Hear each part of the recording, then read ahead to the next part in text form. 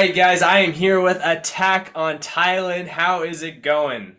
Man, I'm doing pretty good, man. I cannot complain, that's for sure. I love that. Well, I really appreciate you taking the time. My whole goal for this year was to get to know other creators in our space. With that being said, what inspired you to become a creator? Really? I started TikTok for fun. It's honestly, I really started it for fun. Like one of my first videos, and I remember I recently just posted it because I went on it's my 2 year anniversary. It was like last year. Oh, Because nice. yeah, so I literally reposted it, and it was literally just me talking about my anime collection because I used to be a big anime watcher, and I'm still a big collector. Like I love collecting things. And so I had like a whole section in my room dedicated just strictly anime. And then I was just sitting on the phone one day, and then I looked at my collection. I was like, this is too good just to keep to myself. Let me let me show everyone. So that's what I did. And then We have to let you cook for a second, right? yeah, let it cook. But yeah, and then as soon as I did that, it was like 300 views, and that's like the most views I've ever seen, like ever. And so as soon as it said 300 views, I was like, man, I gotta post another video. And I just kept posting and posting and posting. And then soon I started getting more comfortable with my audience and like what they wanted to see. And so for like a while, for like a good month straight, I was just doing like it was mostly my channel started off like just strictly anime. And Mhm. then it started to branch off. So like for like a whole month, I did like anime reactions. And then I honestly don't know what made me make the jump from anime to comics. But then that happened. I was like, I'm pretty good with comics. So, well, I guess I'll go ahead and just start doing comic book content, which I prefer more because it's just like I grew up with comic books. Like I grew up with Marvel, DC, the Image comics. I grew up with all that. And so it was just cool to see how many more people love comics just like me. And so I was making comic book content, comic book debates, and then I branched off again into like just comic book movies and just media and movies in general. And it's been fun. I've met so many people. I've spoken to so many people. I've gotten a lot of praise for just like how good, how much content I make and stuff. And it's just it's just a really whiff of fresh air. I love that, man. You do a great job. I've loved watching your videos. Thank you, thank And I love what you said about the whole being amazed by 300 views. I remember when I first started creating content, I saw this video and this guy was like, "Hey, if you're starting out as a creator and you only get like 100 views, don't be down about that. A you. hundred people took the time to listen to what you have to say. A Yeah, that's hundred people. When was the last time you ever spoke in a room full of 100 people where all eyes were on you?" exactly. That's like a whole college auditorium right there, listening to you talk. Exactly. I've been keeping that in mind a lot as of late when with TikTok's weird algorithms. Yeah. Everything's been kind of wonky with views and it's been hard. I mean, like last week there was a couple weeks ago where every video I posted would get to like 200 to 500,000 views, and then this week, the past couple days, I've barely been able to crack 1,000. It is Yeah. what it is. You just got to be positive. You guys just got to keep going. It's rough. It's rough. Yeah, I am also a little embarrassed to say that I've never sat down to watch anime before. I've tried and I just never had time. It's a big commitment, Yeah. but I'm Yeah. trying. Yeah. So, Marvel, obviously, you said you kind of transitioned to comic book movies. Marvel's a big part of the community with constant hits. Well, maybe majority hits. I know there's some controversial movies and series that have been released as of late, but do you have like a top MCU trilogy considering that Ant-Man's about to round out its trilogy next month? Um, Iron Man. Iron Man? Okay, Iron even with Man. Iron Man 2 and Iron Man 3? Yes, I love those movies. Like I literally grew up with Iron Man. There was a point where I thought I was Tony Stark when I was like 8 years old. I literally thought I was Tony Stark because like I had like the repulsor blast toy, and then like every time I go into Target, and this is when like the toy section in Target was just like huge. This was where Toys R Us was still a thing, and like they would just have every single Iron Man suit in existence, and I was just like, I had to get this one. I got to get that one. I got to get this one. There was even a point where I had an arc reactor, and like every time, like I guess like I was just messing around with my friends. Every time they take it off, I'd act like I was going into cardiac arrest because I love that. I actually love that. That's sweet. I'm about to release a video.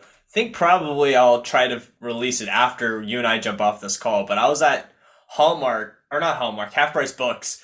And Mhm. Half Price Books has this like massive like DVD collection, you know, where people got get rid of their old movies. And some are recent, but some are old. There's a lot of hidden treasures in there. And one of the ones I found was during Iron Man's first initial release, they released a Blu-ray and it came with the Iron Man mask. That was like a thing in 2008. Dark Knight did the same thing, but I picked that up and I thought I didn't know you loved Iron Man so much. I would have sent you a picture of it. Yeah, man, I'm a stickler for Tony Stark. That's awesome. Well, I recently felt it wasn't totally controversial, but I posted saying I think Ant-Man has the potential to be the best trilogy in the MCU, and a lot of people disagreed with me. What are your thoughts on that? I mean, honestly, the way the trilogies go, I'd say yes, because when you think about it, the only because objectively speaking, I can agree that the Iron Man trilogy isn't like it's not objectively good because you have like two stinkers out of one good movie, you know? Hmm. But like with Captain America, I'd say like personally me, I'd say the first Avenger would be the stinker. And then the Winter Soldier Wow. and Civil War are like the really good movies. But then you Hmm. have Thor. Well, Thor is not really a trilogy. But do we count Love and Thunder? Do we really, really count Love and Thunder? Are we considering it actual cinema at this point? Yeah. Is it? Is it? I like to keep that. I just say that's non-canon. But as with Thor, before Love and Thunder, I'd say there were two stinkers out of one good movie. You know what I'm Mhm. saying? With Thor and Thor, the I hear Dark. you But for yeah, sure. I honestly, the Ant-Man movies are really good. I don't know why everybody hates them. They're a little bit too childish, but like it's a fun family superhero film. For And sure. I mean, for me, the big thing about it is that they're incredibly rewatchable. Like you could sit down and watch Ant Man, and it could be the 15th time you've seen it, but you're still laughing your way through it. And I yeah, understand that Ant Man and the Wasp isn't the greatest movie in the MCU. I hate the term mid. I truly, truly hate when people refer to movies as mid. But Ant Man and the Wasp is in the middle of the pack in terms of MCU rankings. yeah, Um, but I feel like a lot of the hate it gets is because most people just didn't go revisit it, and it was the first MCU movie that came out literally a month and a half after Infinity War. yeah. And you come And off such a high, it's a hard movie to follow. yeah, you really have to like honestly, when you put it that way, you really have to be fair with it because you Marvel reached the peak of the Infinity Saga with Infinity War, and then this was kind of like the fall and the falling action in a way. It was kind of just like a you can't go further up from here because if you keep doing that, then like and once Endgame comes, you're just like, well, they go hand in hand. You know what I'm saying? Yeah, it They was the just weird movie that pull out. came out in the middle. I mean, both Ant Man and the Wasp and Captain Marvel came out between two of Marvel's best with Yeah, Infinity War and Endgame. I mean, they're just. I don't think Captain Marvel is that great, but it is. It was a hard time for those movies to be released. Just like Far From Home came out right after Avengers Endgame. I yeah, feel like people just it didn't live up to the hype that people experienced a month before. yeah, And so you just have to take a moment, rewatch, and then give your opinion. yeah. I That's just really my thoughts. Yeah. But I really think that's why phase four was so like just hated for so Hmm. long. Why the reason why everything was coming out. It's just like this isn't good. This is mid. This is bad. Because like personally me, like over the summer, I was very vocal about my disliking of phase four. And that's Hmm. just because it really felt as if Marvel was trying to just rush to the next end game, the next major event. That's what it really felt like. And when I saw this one video, I forgot who made it. I wish I knew, but basically they were basically saying that like it's the falling action of Endgame. It's basically like the rebuild period. Basically, it's like they're Hmm. rebuilding Avengers. They're rebuilding the next cast that's going to take us through the next couple of phases. And now this phase five, is like where stuff's going to start ramping up. And I've seen that now because we're starting off with Ant-Man and the Wasp. Like we've already seen, like the stakes are so high in that movie, it's insane. This is like again, Ant-Man and the Wasp went for, or just the Ant-Man trilogy in general went from goofy, funny family films to, oh man, it's getting real now. Yeah, the stakes are high. It's going to be stressful. I don't think and to your point, I don't think Marvel's ever started a phase with such a high stakes film. I mean, we're literally going to see Kang at potentially his worst. I'm assuming it's only going to get worse in Kang Dynasty, but we're going to see quite literally the rise of an unbeatable force. I mean, you don't just get handed the title Kang Dynasty Yeah. when you get defeated in one movie. Yeah, without tearing stuff up. It's going to be absolutely nuts. Yeah, that's the thing. I don't personally, I don't think Ant-Man's gonna win. I don't think the heroes are gonna win this movie. No, no, no, no. Not at all. Yeah, because Not at all. like you just said, if you have this movie called the Kang Dynasty, if the movie is named after the villain, why would they lose in the first movie they appear in? You know? For sure. For sure. It's gonna be tough. I don't know if I'm ready to say that Scott Lang is gonna die. I think he could get trapped in the quantum realm. Like I do think it's a possibility that he does sacrifice himself to for Cassie and Hope and everybody to get out of the quantum realm. I do think that's possible, and maybe that kind of sparks the Kang Dynasty, the start of that film where they're trying to go back for him, and that obviously fails, and maybe that's how Kang escapes. There's a lot of different avenues they could take with it, but definitely I don't see this one as a happy ending. Yeah, no. It might start off all nice and fun, but like by the end, I'm pretty sure a lot of people are gonna be sobbing. It's gonna take a dark turn, and it might set a precedent for the rest of the movie or just rest of the projects that come out for this phase. Absolutely. Do you have most anticipated project of Phase 5? Um, that's a really good question. Yeah, so that's like that's Daredevil, that's Captain America, Thunderbolts. It's Thunderbolts, right? I Yeah, didn't just make that up. Yeah. Guardians of the Galaxy. Think Blade? No, maybe not Blade. I don't I know was gonna say Blade. Blade. I was gonna say Blade, but I don't know where Blade went. I heard Blade got canceled or Blade got one fight scene. Blade is just in shambles. So Blade is on Disney's new release schedule. They released an updated schedule of everything through 2026, and Blade is set to come out 2 months before Deadpool 3. I think Blade has September and Deadpool's November Oh, of okay. 2024. All right, sweet. Well, I guess my most anticipated project is Guardians. Is the Guardians movie. Honestly, that has the potential to be the best trilogy in the MCU. It definitely does. It definitely does. Now, I feel like maybe I'm in the minority. I feel like, the more I'm on TikTok, the less and less I find people who agree with me. I don't like the second Guardians movie. I love the first one. I don't like Volume 2. I don't like Volume 2. Volume 2 is just the tone was all over the place, you know?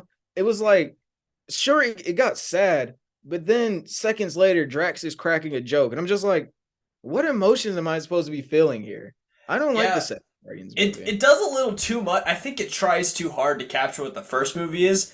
And Mm. I remember sitting there in the theater, and it's like, what, an hour, 20 minutes into the movie, and I'm sitting there, I'm like, oh, this is the plot. Yeah. It's like it just doesn't seem like a plot worth a film, in my opinion. Or it didn't really it felt like something that would be how I would have reworked Guardians Volume 2 is I would have taken that plot of the movie and made that a subplot. Something that's relevant in the first act of the film. They deal with whatever James Gunn could come up with for the rest of the film, and then Ego kind of circles back. Yeah. I felt like it just wasn't strong enough on its own. Yeah. I mean, the stakes were really high with Ego, but it's like it was to me, it felt like Ego himself should have been the final villain of the whole trilogy. The same way I feel like Gore should have been the final villain of the Thor movies. because like I don't know, Ego is he's a literal planet, and so you would think that like he's kind of like an Avengers level threat in a way, but I just don't like the way they immediately just wrote him off. You know, because For isn't sure. is a Celestial, correct?